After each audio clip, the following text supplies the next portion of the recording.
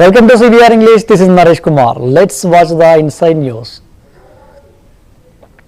Imphal Manipur Chief Minister N. Biren Singh provided an update on the ongoing situation in the state, stating that around 200 people have lost their lives with 12,247 FIRs filed and 625 individuals arrested. He also mentioned the recovery of approximately 5,600 arms, weapons, explosives and around 35,000 rounds of ammunition.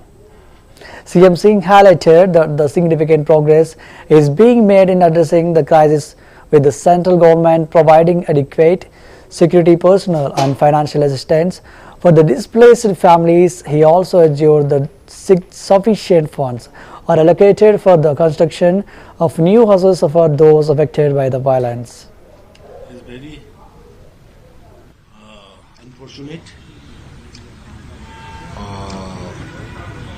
I feel regret and want to say sorry to the people of the state for what happening till today, since last 3rd May. Many people lost their loved one. Many people left their homes. So I really feel regret, and I would like to apologize to the old victims. But now I hope, after seeing the last 3-4 months progress towards the peace, I hope with the coming of the new year 2025, the normalcy and the peace in the state. And I want to appeal to all the communities of the state. Whatever happens. We have to forgive and forget the past mistakes, and we have to start a new life, a peaceful Manipur, a prosperous Manipur, living we all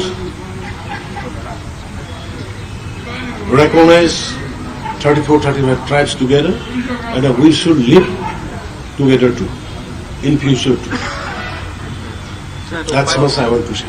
Sir, starting from 3rd of May last year till date, that is till today, can you please update how many people have been arrested so far, and how many died, including how many numbers of armed militant or miscreants, and how many civilians are there, and how many security personnel have lost their lives, sir?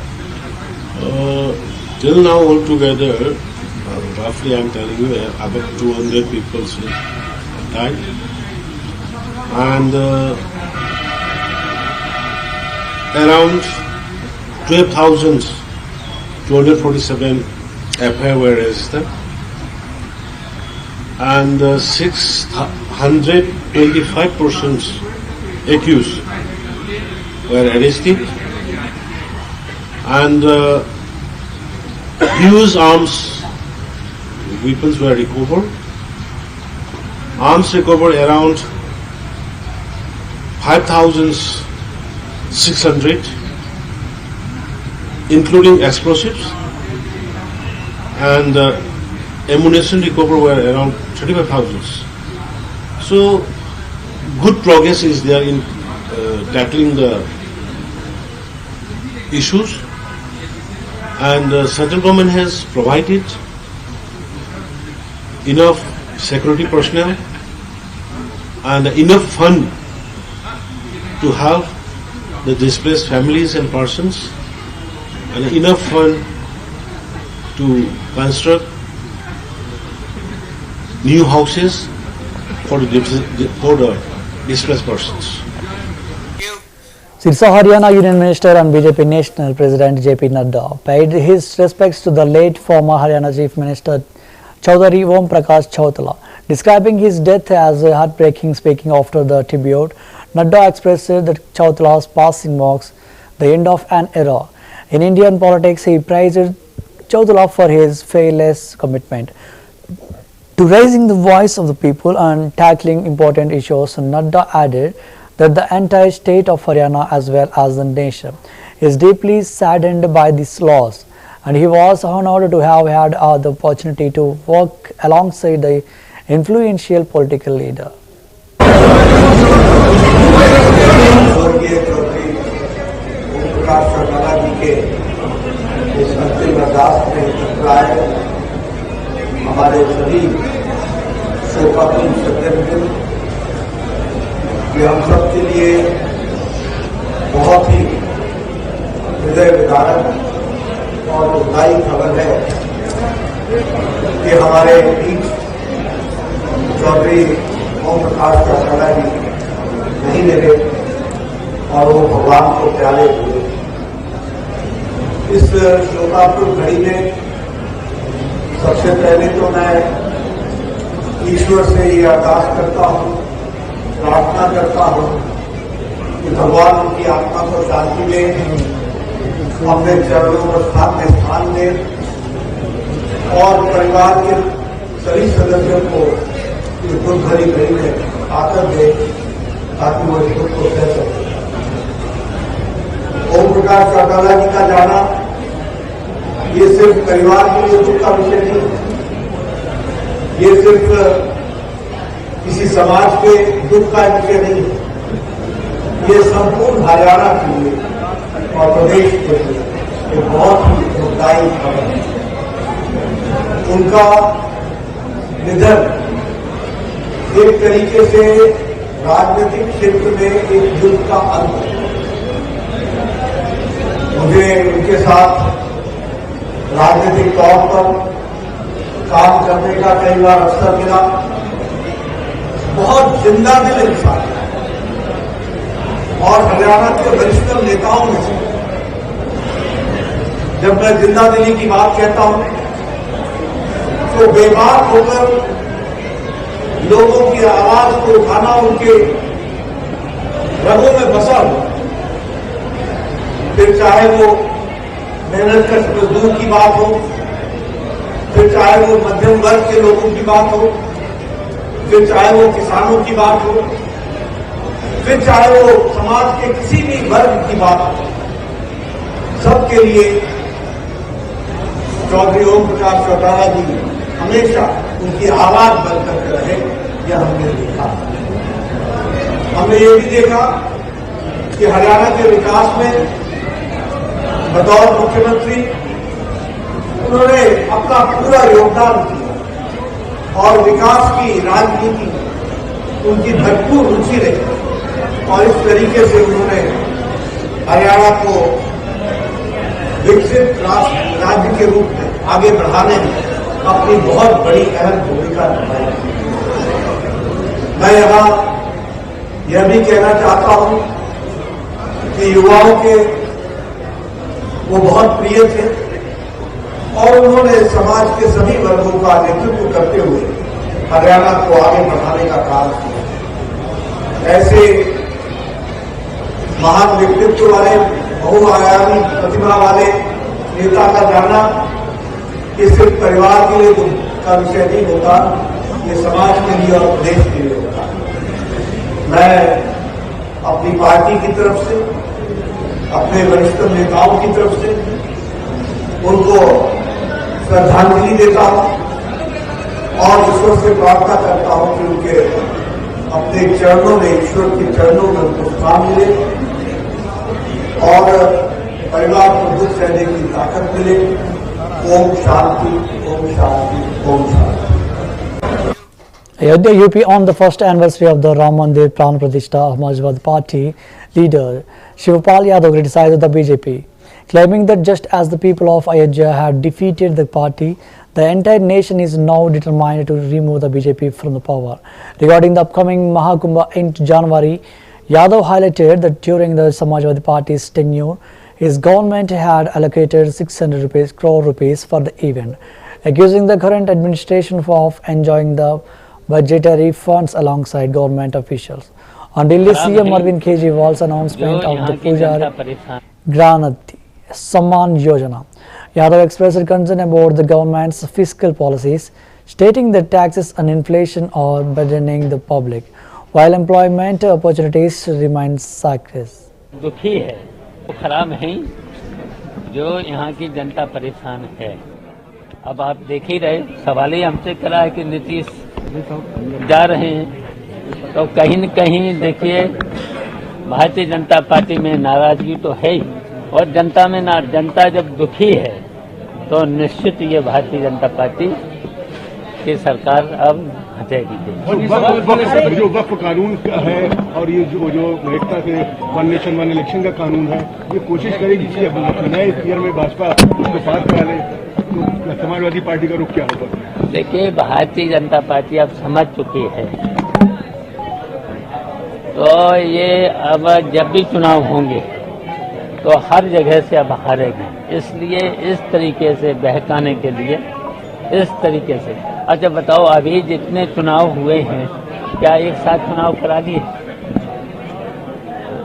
और जब कभी अल्पमत में सरकार आएगी, कहीं पर भी आ सकती है,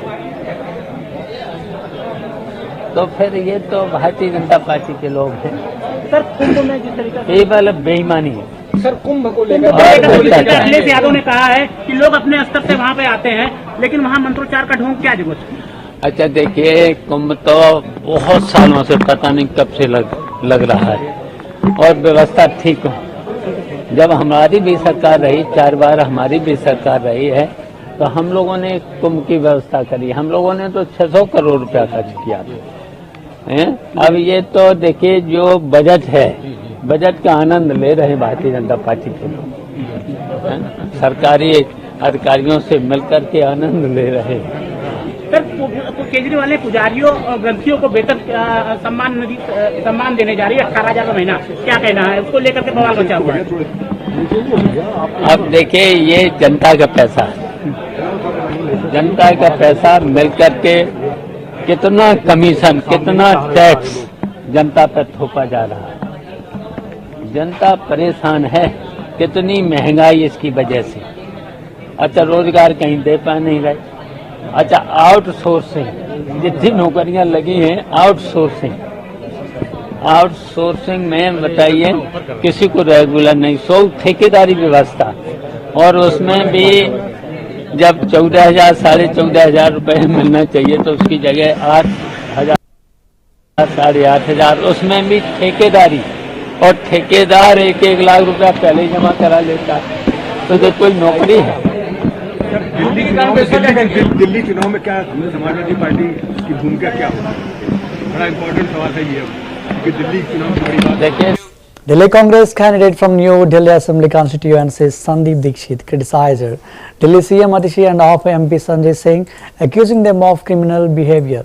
He claimed that both leaders had alleged in a press conference that they were receiving large sums of money from the BJP, which Dikshit said indicated criminal activity. He announced plans to file both civil and criminal defamation cases against them. Sandeep Dikshit, पहले तो आप सबका बहुत बहुत धन्यवाद करता हूं कि एक शॉर्ट नोटिस पर ये प्रेस वार्ता बुलाई और आप लोग सब आए। मैं तमाम मीडिया बंधुओं का, प्रेस बंधुओं का सबका स्वागत करता हूं। मेरे आज प्रेस कॉन्फ्रेंस के 2 मुख्य उद्देश्य हैं। एक तो आतिशी जी ने कोई 5-6 दिन पहले एक प्रेस कॉन्फ्रेंस में इस बात को कहा कि मुझे भारतीय जनता पार्टी से सैकड़ों करोड़ों मिलते हैं, तो मुझे याद आई कि पिछले 10-12 साल से जिस तरीके से इन्होंने विधिवत तरीके से, नियमित तरीके से कांग्रेस पे, मुझ पे, मेरी स्वर्गीय माता जी पर जो एक-एक करके हमले किए थे भ्रष्टाचार के, उस पर मैं आप लोगों द्वारा उनसे सवाल उठाना चाहता हूं और कुछ सवाल पूछना चाहता हूं। और 12-13 साल से जिन सवालों का मैं जवाब पूछ रहा हूं, उनका समय आ गया है, या तो आम आदमी पार्टी उन सवालों का जवाब दे या फिर ये सवाल कम से कम पूछने को बंद करे। दूसरा क्या है, मैंने देखा है कि 10 साल बाद जो सरकार आई है केजरीवाल साहब की, वो अपना हिसाब किताब दे रहे हैं, तो कुछ इंटरव्यूज देते हैं, कई जगहों पर बात करते हैं, और उन्होंने कई आंकड़े जनता में फेंकने शुरू किए हैं कि किस तरीके का उन्होंने विकास किया है पिछले 10 सालों में। और मैं आप लोगों से थोड़ा सा समय चाहूंगा, उन्हीं के आंकड़ों को मैं उन्हीं के सामने प्रस्तुत करता हूं और ये आप लोग तय करिएगा कि क्या ये लोग कहते हैं क्या नहीं कहते। क्योंकि दिक्कत क्या है, दिक्कत ये नहीं है कि कोई सरकार अपनी बात को बढ़ चढ़ कर बताती है, तो दिक्कत है अगर सरकार सीधे सीधे झूठ बोले, और मैं तो कहूंगा आदतन झूठ बोले, तो बहुत बड़ी दिक्कत होती है। और अंत में दो एक पॉइंट इसके बाद रहेंगे। इन्होंने, आपने देखा होगा कोई 5 या 6 सीएजी की रिपोर्ट्स आई थी जो इन्होंने सार्वजनिक नहीं की, असेंबली में नहीं दी। कुछ मित्रों ने इधर उधर से उसके कुछ अंश मुझे दिखाए हैं। उन अंशों पे, उन रिपोर्ट्स पर हम लोग बाद में पीसी करेंगे क्योंकि फिर बहुत लंबा हो जाएगा। लेकिन उसके दो एक चीजें मैं जरूर निकालकर आपको दिखाऊंगा जिससे पता चलेगा कि पिछले 10 साल में किस तरीके से सरकार ने अपने काम किए हैं। संदीप दीक्षित, पहले तो आप सबका BJP MP Bansuri Swaraj criticized Delhi Chief Minister Arvind Kejriwal for his new wind of elections gimmicks. She accused Kejriwal of failing to pay salaries to imams and Maulvis for 17 months and not addressing their issues. Swaraj pointed out that instead of resolving these long-standing problems, Kejriwal had introduced a new appeasement strategy by offering to pay salaries to priests and grandees, calling it a political move ahead of elections. Just one part of it to appeasement of the Hindus. I'll answer both your questions. This is fundamentally wrong, of course, and it is fundamentally wrong because it stems from pure political self-interest. It is a purely self-serving lie and a blatant lie, and that is where the falsity and the fallacy of this claim. It is not a promise. ये वादा नहीं है. The second aspect is, आपका दूसरा सवाल क्या था? दूसरा सवाल, Kejriwal has been quoted saying कि यमुना से यमुना जी पे नहीं जीता जाता है. बिल्कुल. Now that he is giving emolument to Hindu pujaris, does that mean that he is trying to falsify or trying to cover what? It is an absolutely false narrative. रही बात यमुना जी की, तो आप सबको याद होगा बहुत बड़े बड़े वादे करे थे. हम सब वो दृश्य नहीं भूल सकते जब हमारी माता और बहनें छठ महापर्व पर सूर्य नारायण को अर्घ दे रही थी और सफेद कलर के टॉक्सिक फोम से घिरी हुई थी. प्राइवेट घाट पर या घाट खोदकर यमुना जी पे हम जाकर छठ नहीं मना पाते. घाटों पर जाके खुदवाकर घाटों पर हमें छठ महापर्व इसलिए मनानी पड़ रही है क्योंकि यमुना जी पहले से ज्यादा मलिन हो गई है. मीडिया के बंधु ये जानते हैं कि एक सार्वजनिक मंच से स्वयं केजरीवाल जी ने अपनी विवशता और अपनी विफलता दोनों को स्वीकार करा था. लेकिन आपको याद होगा बहुत ही कैवलियर और बहुत ही नॉनशलांट वे में उसको ब्रश ऑफ भी कर दिया था. उनकी जो सच्चाई है कि वो केवल वोट बैंक की राजनीति कर रहे हैं, वो इस वीडियो से झलक गई थी. यमुना जी पर उन्होंने ध्यान इसलिए नहीं दिया क्योंकि उनको लगा कि यमुना जी से उनको वोट नहीं मिलेंगे. ये पूर्वांचलियों का. Delhi police has implemented stringent security measures in House Khas village ahead of the New Year's Eve celebrations. DCP Southwest Surendra Chaudhary stated that restaurant owners and staff have been briefer on protocols and collaboration with the traffic department is underway. The police have deployed an SRF van to monitor individuals with criminal backgrounds and installed 60 cameras for surveillance. Senior officials, including the SHO, will be present and the police will use loudspeakers to address the crowd if necessary.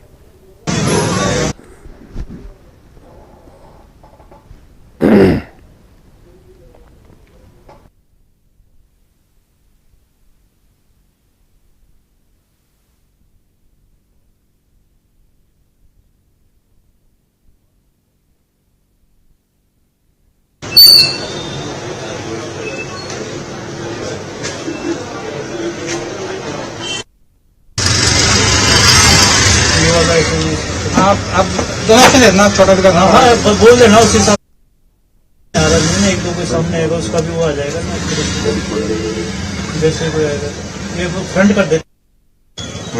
ये ठीक रहेगा ना. कैसे इसकी ये as दिखा रहा है 40 से 49 की एज दिखा रहा है. तो ये क्या AI के थ्रू ऐसा कुछ इसके साथ देखो ये भी करता है. इसका पहले डाटा पड़ा हुआ है, डाटा पड़ा होता है, वो ये मेल है डेट वेट सब कुछ देखो इस पे आ रहा है. Mail 30-39. On preparations for New Year's Eve, DCP Rima Munshi assured that the police will ensure as well free celebrations for the public.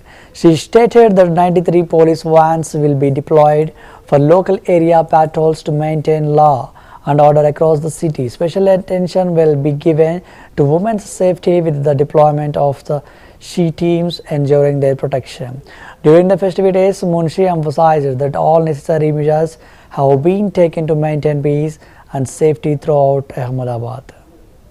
इसके लिए respected DG sir and respected police commissioner Shri ने क्लियर कट यही कहा है कि सभी लोग अच्छे से एंजॉय कर सके और अच्छी तरह से वो सेलिब्रेट कर सके और कायदा की लॉ एंड ऑर्डर जो भी है उसका ठीक तरह से पालन हो, उस तरह से ये सेलिब्रेशन हो और लोगों को कोई प्रकार की दिक्कत ना हो, इस तरह से पुलिस का काम हो, ये सूचना दी गई है।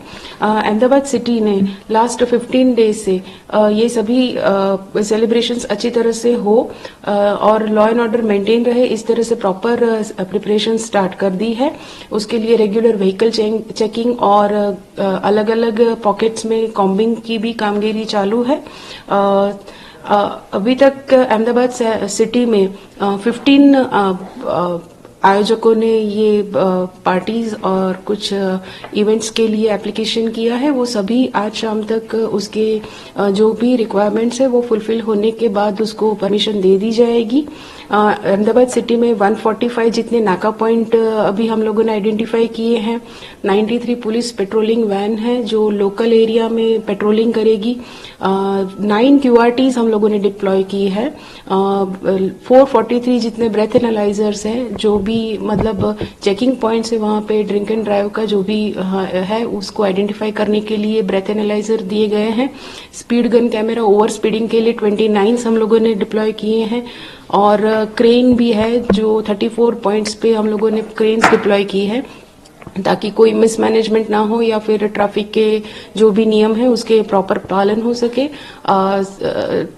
सीजी रोड और सिंधु भवन रोड जो SBR है वहां पे हम लोगों ने नोटिफिकेशन करके वहां पे आज लोगों की मूवमेंट के लिए थोड़ा ट्रैफिक डाइवर्जन भी किया है।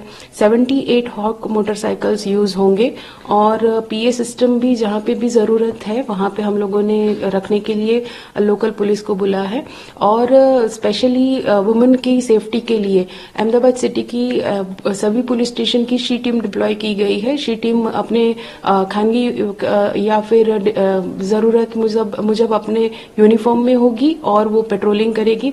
साथ साथ अहमदाबाद सिटी की क्राइम ब्रांच की और SOG की एंड उसके जो दूसरी भी विंग है इकोनॉमिक ऑफेंस विंग और सभी की अलग अलग टीम्स बनाई गई है जो अहमदाबाद सिटी के अलग अलग पॉकेट्स में। Kottayam, Kerala, the Shabarimala temple has reopened for the Makaravilakku festival, with numerous pilgrims arriving to seek darshans. Kankan, a devotee from Telangana, shared his positive experience praising the facilities provided by the temple board and the support from Kerala police. He highlighted the effective safety measures including safe logging systems and requested the government to improve services for pilgrims. Kankan also urged devotees to carry their own water bottles and take necessary precautions for a safe journey to the temple. My name is Karnakar and I am from Telangana.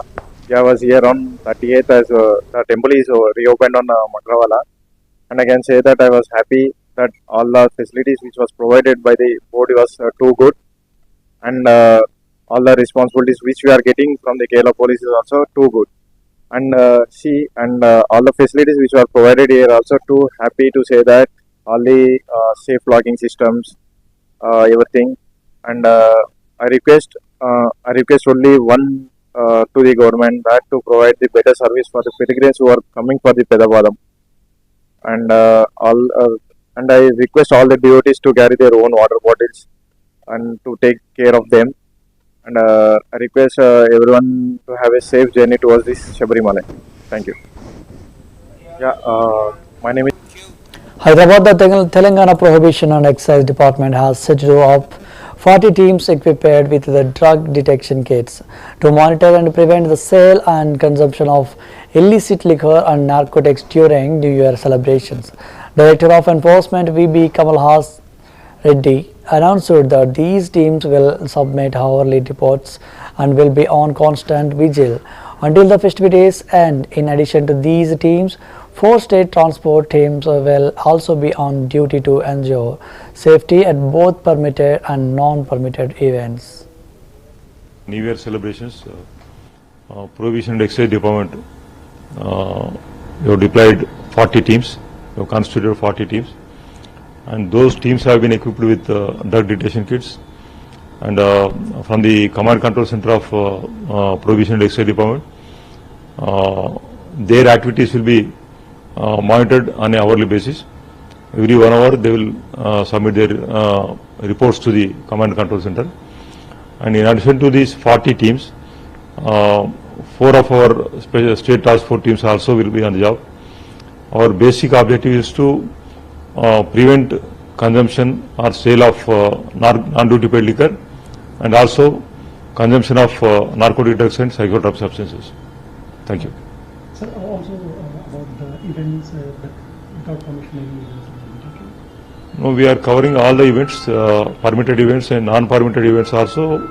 In the non-permitted events, our teams will check whether any non-duty paid liquor is being consumed, and also apart from that NDPL consumption, they will also check for the consumption or supply of narcotic drugs, and they will be on constant watch till the New Year celebrations are completed. నూతన సంవత్సర వేడుకల సందర్భంగా Telangana prohibition and excise department నుంచి 40 special టీమ్స్ను constitute చేయడం జరిగింది. ఈ 40 special టీమ్స్కు limited area ఇవ్వడం జరిగింది. ఆ ఏరియా ఉన్నటువంటి ఆ జ్యుడిషియల్ ఉన్నటువంటి పబ్స్, బార్ అండ్ రెస్టారెంట్స్, ఇతర పర్మిటెడ్ ఈవెంట్స్కు వాళ్ళు కవర్ చేస్తారు. అక్కడ ఎటువంటి ఎన్డీపీఎల్ అంటే non duty paid liquor consumption జరగకుండా, non duty paid liquor sale జరగకుండా చూడడంతో పాటు ఎవరైనా మత్తు పదార్థాలు కన్జ్యూమ్ చేస్తున్నారు అనే విషయం కూడా వారు చెక్ చేయడం జరుగుతుంది. వీరికి అందరూ కూడా డ్రగ్ డిటెక్షన్ కిట్స్ మేము ప్రొవైడ్ చేయడం జరిగింది. ఆ డ్రగ్ డిటెక్షన్ కిట్స్ సాయంతో ఎవరైనా అనుమానితులు కనబడితే, ఎవరైనా సస్పిషియస్గా కనబడితే వారు వెంటనే అక్కడే టెస్ట్ నిర్వహిస్తారు. వారు డ్రగ్స్ కనుక కన్జ్యూమ్ చేసినట్టు నిర్ధారణ అయితే వారి మీద చట్ట ప్రకారం చర్యలు తీసుకోవడం జరుగుతుంది. అదేవిధంగా ఆడియన్స్ అందరికీ నా విజ్ఞప్తి ఏంటంటే, please say no to drugs. డ్రగ్స్కు ఎంత దూరంగా ఉంటే అంత మంచిది. డ్రగ్స్ని ఎట్టి పరిస్థితుల్లో ఎంటర్టైన్ చేయొద్దు. డ్రగ్స్కి ఎవరు కూడా బానిసలు కాకుండా చూడవలసిన బాధ్యత ప్రజలందరి మీద ఉన్నది. Thank you.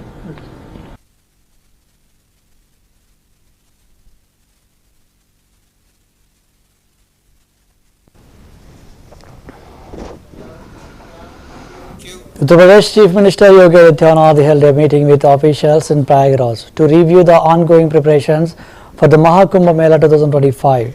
The review focused on ensuring the successful execution of the mega event, scheduled from 13th January to 26th February 2025, with special emphasis on infrastructure, safety and facilities for the devotees.